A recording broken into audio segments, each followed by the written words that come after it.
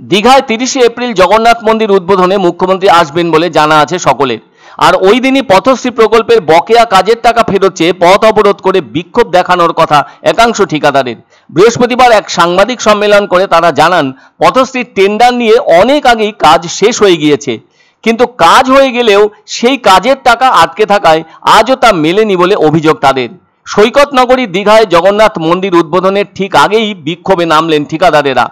কাজ করেও দীর্ঘদিন ধরে মেলেনি সেই কাজের জন্য খরচ করা লক্ষ লক্ষ টাকা, যে কারণে দারুণভাবে ক্ষোভ উগরে দিলেন একাংশ ঠিকাদার।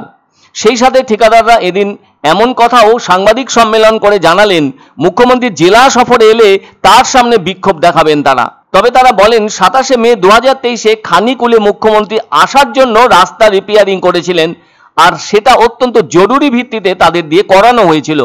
তারা বলেন, সিলকোট ও মোরাম রাস্তার কাজ সম্পূর্ণ করেছেন তারা।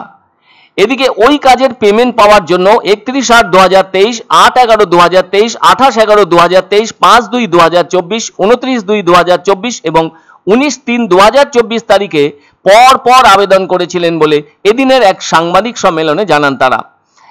এদিকে এতবার লিখিতভাবে আবেদন জানানো হলেও আজ পর্যন্ত কোনো টাকা পাননি তারা। 2024 সালের 2রা জুলাই পূর্ব মেদিনীপুরের এগরা এক পঞ্চায়েত সমিতির নির্বাহী আধিকারিককে ফের লিখিত আবেদন জানিয়েছিলেন তাদের বকেয়া পেমেন্ট দ্রুত দিয়ে দেওয়ার জন্য। আর ওই দিনের আবেদনপত্রের সাথে পথশ্রী প্রকল্পের কাজের 19টি ছবি, মেজারমেন্ট শিট 2টি এবং একটি বিলের কপি দিয়েছিলেন বলে জানালেন তারা। আর এসবই তারা তাদের নিজস্ব প্যাডের মাধ্যমে দিয়েছিলেন। এদিকে 2024 সাল শেষ হয়ে 2025 সালের 4 মাস অতিক্রান্ত হতে চলেছে, অথচ ওই কাজের ব্যাপারে বকেয়া থাকা একটি টাকাও তারা পাননি বলে অভিযোগ তাদের। টাকার পরিমাণ 56,07,851 টাকা, যা বাকি পড়ে আছে। আবার 2024 সালের 27শে আগস্টেও বিল পাওয়ার জন্য পূর্ব মেদিনীপুর জেলা পরিষদের অতিরিক্ত নির্বাহী আধিকারিককে লিখিতভাবে সমস্ত তথ্য জানিয়ে আবেদনও জানিয়েছিলেন তারা। এদিন দীঘায় এক সাংবাদিক সম্মেলন করে এমনটাই জানালেন ওই কাজের সাথে যুক্ত থাকা ঠিকাদাররা। জেলা পরিষদের কাজের ঠিকাদার শেখ মুক্তাজল জানিয়েছেন, আমরা কিছু কন্ট্রাক্টররা বিভিন্ন জায়গায় কাজ করে থাকি, আর তার প্রমাণও তাদের কাছে আছে। তিনি বলেন, কিছু কিছু ক্ষেত্রে আমাদের বক্তব্য কেউ শুনছেন না, বিডিও শুনছেন না, কিছু কিছু হাই র্যাঙ্কের অফিসারও আমাদের বক্তব্য শুনছেন না।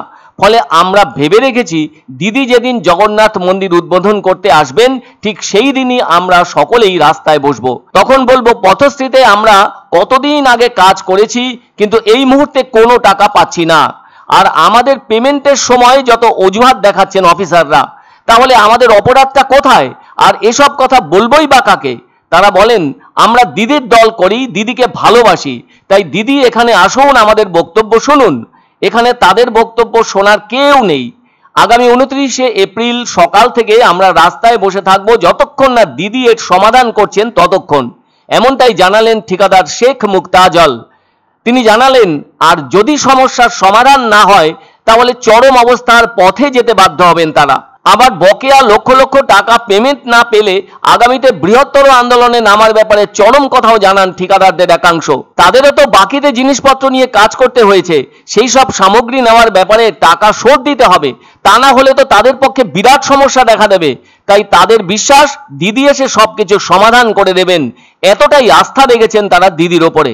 দীঘায় যে জগন্নাথ মন্দির উদ্বোধন হবে, দিদি আসবেন 29 তারিখ। আমরা রাস্তায়, আমরা যতজন কন্ট্রাক্টর আছি রাস্তায় বসবো।